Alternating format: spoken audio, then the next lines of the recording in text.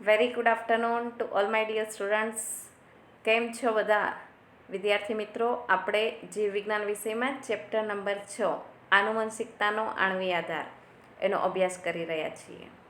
અને આ ચેપ્ટરમાં આજે આપણે એક નવો ટોપિક એટલે કે આનુવંશિક દ્રવ્ય એ શું છે, ડીએનએ, આરએનએ કે પ્રોટીન એની વાત કરવાની છે. આપણે પોલીન્યુક્લિયોટાઇડ જે રચના જે છે, શૃંખલાની રચના એની વાત કરી છે. પછીના ચોપડીમાં આપેલા બે ટોપિક જે આપણે ક્લાસમાં તો ડિસ્કસ કર્યા જ છે, વોટસન અને ક્રિકે આપેલું ડીએનએનું મોડલ, બેવડું કુંતલમય મોડલ અને ડીએનએનું પેકેજિંગ, એ હાલ પૂરતા હું સ્કીપ કરું છું.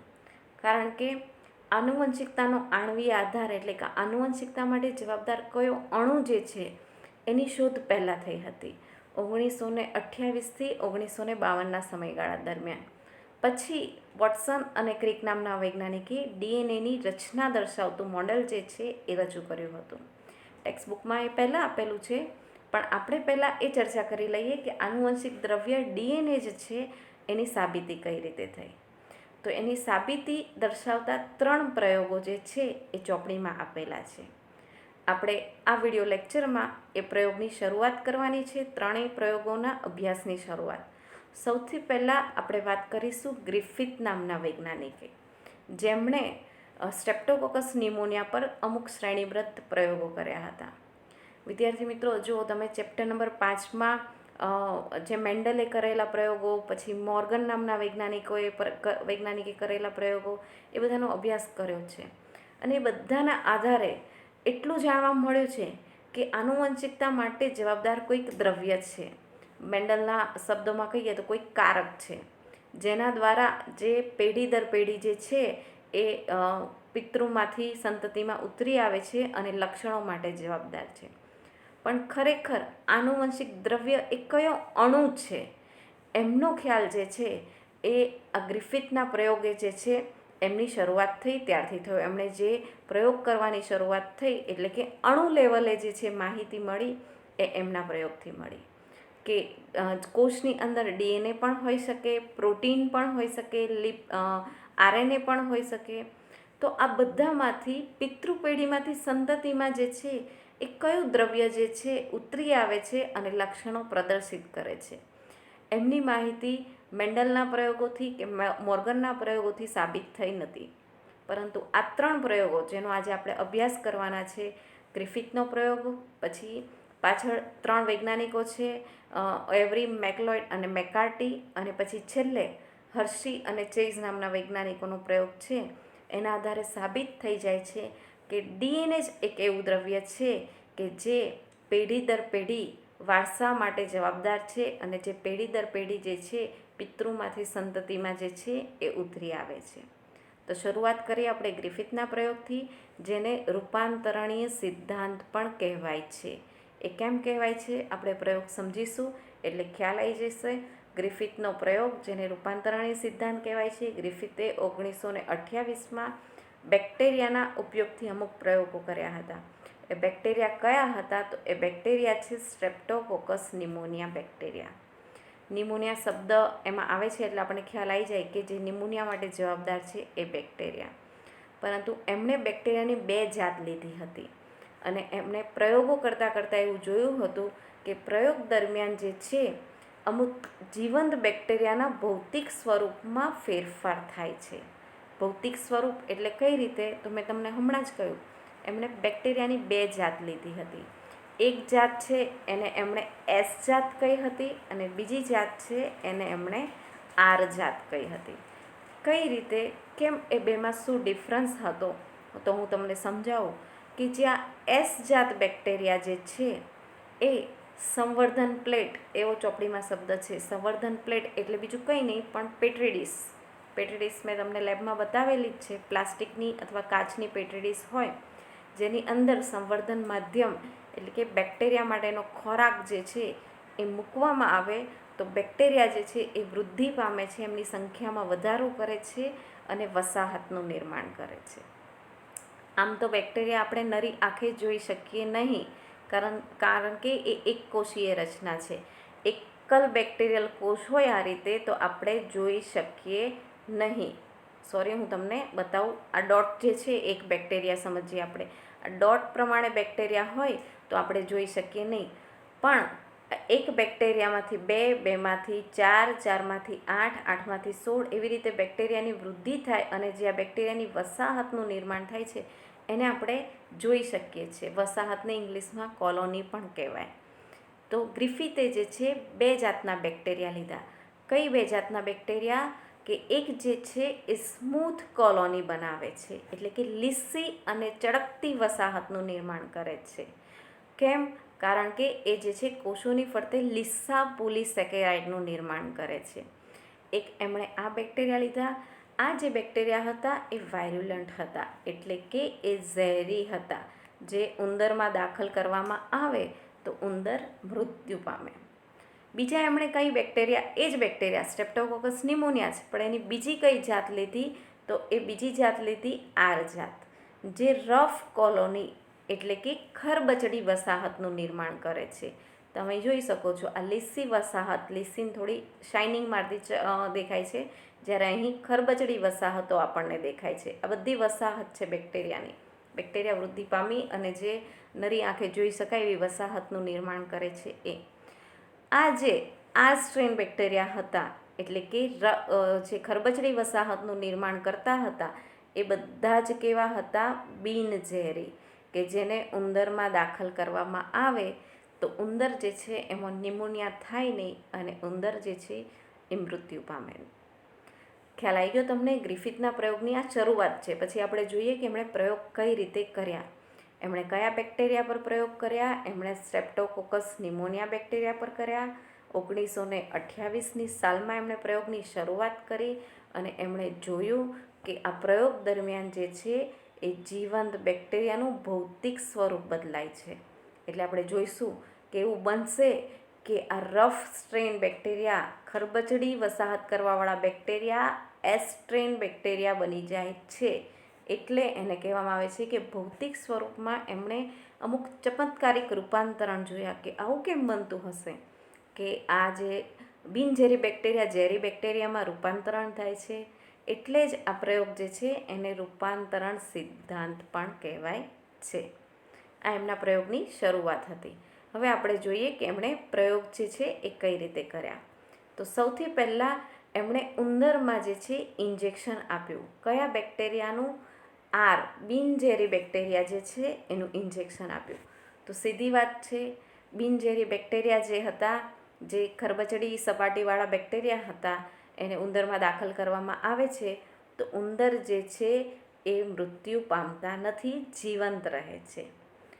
એમના પ્રયોગનો બીજો ક્રમ હતો, એમાં એમણે એસ્ટ્રેન બેક્ટેરિયા એટલે કે લીસી સપાટીવાળા એસ્ટ્રેન જાત બેક્ટેરિયા જે છે, જે ઝેરી બેક્ટેરિયા છે, એને ઉંદરમાં દાખલ કર્યા.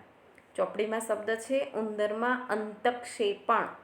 આટલો ભારેખમ શબ્દ છે, પણ આપણે એને ઉંદરમાં ઇન્જેક્શન આપ્યું એવું સમજવાનું. એ બેક્ટેરિયાને ઉંદરમાં ઇન્જેક્શનથી દાખલ કર્યા. તો એમણે જોયું કે ઉંદર જે છે એ મૃત્યુ પામે છે. આપણે પણ સમજી શકીએ, બિનઝેરી બેક્ટેરિયા એટલે કે આર બેક્ટેરિયાને ઉંદરમાં દાખલ કરવામાં આવે તો ઉંદર મૃત્યુ પામતા નથી, પરંતુ ઝેરી બેક્ટેરિયા સ્ટ્રેપ્ટોકોકસ નિમોનિયા ઉંદરમાં દાખલ કરવામાં આવે તો એમાં નિમોનિયા થાય છે અને બેક્ટેરિયા મૃત્યુ પામે છે. આ 2 શ્રેણીબદ્ધ પ્રયોગો હતા એમના. પહેલો ક્રમ અને બીજો ક્રમ એ આસાનીથી સમજી શકાયો છે. પછી ત્રીજો પ્રયોગ જે હતો એમાં એમણે શું કર્યું? તો અહીં તમને રેડ કલર દર્શાવેલો છે. એ રેડ કલર કેમ છે? કે એમણે એસ્ટ્રેન બેક્ટેરિયા જ લીધા છે આ જ, પરંતુ એને જે છે ગરમીથી મૃત કરી દીધા છે. ગરમીથી એને મૃત એટલે કે મારી નાખ્યા છે. બેક્ટેરિયાને ગરમી આપવામાં આવે તો બેક્ટેરિયલ કોષ મરી જાય, પરંતુ એની અંદરના દ્રવ્યો જે છે એ રહી જાય. ડીએનએ છે, પ્રોટીન છે, આરએનએ છે, લિપિડ છે, ગ્લુકોઝ જે છે, કાર્બોદિત છે. કોષની અંદર આ બધા જ રાસાયણિક દ્રવ્યો હોય. બેક્ટેરિયલ કોષ મરી જાય છે, પણ દ્રવ્યો જે છે એ રહી જાય છે.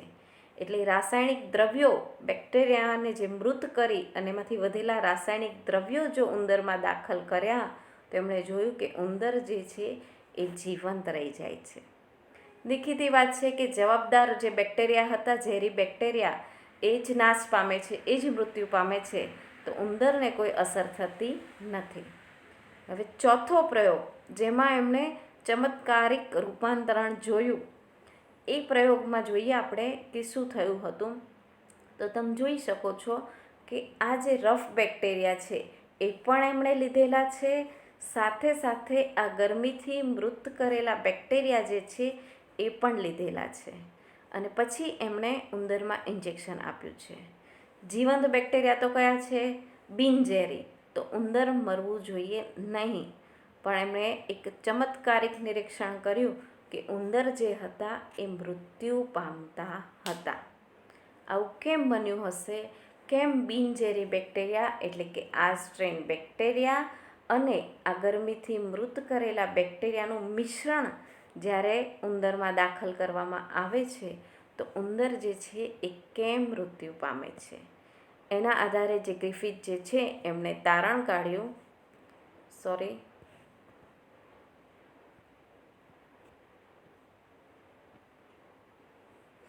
એના આધારે જે છે ગ્રિફિથે અમુક તારણ કાઢ્યા. એ આપણે જોઈએ કઈ રીતે. તો એમણે કહ્યું કે આ સ્ટ્રેન બેક્ટેરિયા જે બિનઝેરી હતા એ કોઈ પણ રીતે ગરમીથી મૃત કરેલા જે એસ્ટ્રેન બેક્ટેરિયા છે એના દ્વારા રૂપાંતરિત થાય છે. આ વાક્ય સમજવું બહુ જ જરૂરી છે. શું કહેવા માગે છે? કે જ્યારે આ સ્ટ્રેન બેક્ટેરિયા અને એ સ્ટ્રેન બેક્ટેરિયાનું મિશ્રણ લેવામાં આવે છે ત્યારે આ સ્ટ્રેન બેક્ટેરિયા જે છે એનું રૂપાંતરણ થાય છે, એટલે કે એ એસ્ટ્રેન બની જાય છે, બિનઝેરીમાંથી ઝેરીમાં રૂપાંતર પામે છે. કઈ રીતે? તો કોઈક એવું રૂપાંતરણ તત્વ હશે કે જે આ ગરમીથી મૃત કરેલા એસ્ટ્રેન બેક્ટેરિયા જે છે એમાંથી આ સ્ટ્રેન બેક્ટેરિયામાં દાખલ થાય છે અને આ સ્ટ્રેન બેક્ટેરિયાનું રૂપાંતરણ થાય છે, એ લિસા પોલિસેકેરાઇડનું નિર્માણ કરે છે અને ઝેરી બનતા જાય છે. આ વાક્યનો અર્થ સમજવો ખૂબ જ જરૂરી છે. હું તમને સમજાવું કઈ રીતે. તો શું કહેવા માગે છે કે આપણે જોઈએ છીએ કે આ રફ સપાટીવાળા બેક્ટેરિયા છે જેને આપણે આર સ્ટ્રેન બેક્ટેરિયા કહીએ છીએ, અને આ એકદમ લીસી સપાટીવાળા બેક્ટેરિયા છે જેને આપણે સ્મૂથ બેક્ટેરિયા કહીએ છીએ. હું આ વાક્યનો મિનિંગ સમજાવું છું તમને. આને તો મૃત કરી દીધેલા છે એટલે એની અંદરના રસાયણો રહ્યા, કોષ તો મૃત્યુ પામ્યા છે. તો આ રસાયણો કે પ્રોટીન હોઈ શકે, ડીએનએ હોઈ શકે કે આરએનએ હોઈ શકે, એમાંથી કંઈક એવું તત્વ છે કે જે એસ સ્ટ્રેનમાંથી આર સ્ટ્રેનમાં દાખલ થાય છે, એટલે કે ઝેરીમાંથી બિનઝેરીમાં સ્થળાંતર થાય છે, દાખલ થાય છે, જેને લીધે આ આર સ્ટ્રેન બેક્ટેરિયા છે એ લિસા પોલિસેકેરાઇડનું આ રીતે નિર્માણ કરવા માંડે છે અને હવે એ આર સ્ટ્રેન રહેતા નથી પરંતુ એસ સ્ટ્રેન બની જાય છે, એટલે કે ઝેરી બની જાય છે. ખ્યાલ આવે છે તમને? ફરીથી રિપીટ કરું છું હું તમને, ધ્યાનથી સમજજો કે આ પ્રેક્ટિકલ આ જે પ્રયોગ જે છે, આ સિદ્ધાંત છે એને કેમ રૂપાંતરણીય સિદ્ધાંત કયો છે. કે કોઈ પણ એક રૂપાંતરણ તત્વ હશે જે કહી શક્યા નહોતા કે ડીએનએ હોય છે કે પ્રોટીન હોય છે કે આરએનએ હોય છે. કોઈ એક રૂપાંતરણ તત્વ હશે કે જે ગરમીથી મૃત કરેલા ઝેરીમાંથી બિનઝેરી એટલે કે આ સ્ટ્રેનમાં દાખલ થાય છે અને એનું રૂપાંતર કરી દે છે, એ લિસા પોલિસેકેરાઇડ બનાવવા માંડે છે અને ઝેરી બનતા જાય છે. અને છેલ્લે એમણે તારણ કાઢ્યું કે જે છે સ્થળાંતર થાય છે, જે તત્વ, જે દ્રવ્ય, એ જનીન દ્રવ્ય કહેવાય. કારણ કે આપણને ખબર છે જનીન દ્રવ્ય છે એ લક્ષણની અભિવ્યક્તિ માટે જવાબદાર છે. એટલે પ્રોટીન દાખલ થાય તો પ્રોટીન જનીન દ્રવ્ય કહેવાય, લિપિડ થાય, આરએનએ થાય તો એને જનીન દ્રવ્ય કહેવાય, અને ડીએનએ થયું હોય તો ડીએનએને જનીન દ્રવ્ય કહેવાય. આમ જનીન દ્રવ્યનું રૂપાંતરણ થવાથી, જનીન દ્રવ્યનું સ્થળાંતર થવાથી આમ બન્યું હશે એવું એમણે કહ્યું હતું. પણ એ એવું કહી શક્યા નહોતા કે એ જનીન દ્રવ્ય કયું છે, એ લિપિડ છે, પ્રોટીન છે કે ડીએનએ છે કે આરએનએ છે. આ સમગ્ર પ્રયોગ આપણે એક વિડીયો એનિમેશન છે એની મદદથી જોઈએ તો તમને ખ્યાલ આવી જશે કે એમણે જે પ્રયોગ હતો એ કઈ રીતે કર્યો હતો. અહીં તમે જોઈ શકો છો 2 અલગ અલગ પ્રકારના બેક્ટેરિયા. એક જ બેક્ટેરિયાનું નામ છે સ્ટ્રેપ્ટોકોકસ નિમોનિયા, પણ એની 2 અલગ અલગ જાત જે છે એમણે લીધેલી છે. આ જે પહેલી જાત અહીં દર્શાવેલા બેક્ટેરિયા જે છે ઉપર, આ એ પેથોજેનિક એસ્ટ્રેન એટલે કે ઝેરી બેક્ટેરિયા છે. ખાસ તમે આ આકૃતિ યાદ રાખજો. અને આ બેક્ટેરિયા જે છે એ હાર્મલેસ આર્સ્ટ્રેન એટલે કે બિનઝેરી છે. આ 2 જાત એમણે લીધી. હવે આપણે જોઈએ એમણે પ્રયોગ કર્યા. એસ્ટ્રેનમાંથી એમણે ઇન્જેક્શન માર્યું ઉંદરમાં. ઝેરીનું ઇન્જેક્શન મારીએ છીએ તો દેખીતી વાત છે ઉંદર મૃત્યુ પામશે. હવે એમણે તમે જુઓ એસ્ટ્રેનને ગરમ કર્યા એટલે બેક્ટેરિયા મૃત થઈ જાય છે અને પછી ઇન્જેક્શન મારવામાં આવે છે તો ઉંદર જે છે એ મૃત્યુ થતા નથી, જીવંત રહે છે. હવે એમણે બિનઝેરી બેક્ટેરિયા આર્સ્ટ્રેન બેક્ટેરિયા જે છે એ ઉંદરમાં દાખલ કર્યા અને એમણે જોયું કે ઉંદર મૃત્યુ પામતા નથી. અને આ ચોથો મરેલા એસ્ટ્રેન અને આર્સ્ટ્રેન એનું મિશ્રણ દાખલ કર્યું તો તમે જોઈ શકો છો ઉંદર જે છે એ મૃત્યુ પામે છે. પછી એમણે ઉંદરનું જે રુધિર જે છે એની અંદરથી તપાસ કરી કે ઉંદર કેમ મૃત્યુ પામે છે, શેની હાજરીને લીધે. તો એમને જોવા મળ્યું કે ઉંદરની અંદર આ જે બેક્ટેરિયા રફ સ્ટ્રેન બેક્ટેરિયા જે છે એ દાખલ કર્યા હતા. આ જે છે બેક્ટેરિયા એ તો હતા જ, પણ સાથે સાથે જે છે આ બીજા એમને ઝેરી બેક્ટેરિયા પણ જોવા મળ્યા જેનું રૂપાંતર જે છે એ એટલે કે એસ્ટ્રેનમાં થયેલું જોવા મળ્યું. ખ્યાલ આવે છે? જે બિનઝેરી હતા એ ઝેરી બની ગયા. અને પછી એમણે એવું તારણ કાઢ્યું કે કંઈક એવું દ્રવ્ય હશે કે જે આનું રૂપાંતર કરે છે બિનઝેરીનું ઝેરીમાં. એ દ્રવ્ય કયું એની વાત જે છે આના પછીના પ્રયોગ છે એમાં કરવામાં આવી છે. એની ચર્ચા આપણે આના પછીના વિડીયો લેક્ચર જે છે એમાં કરીશું. Okay, thank you.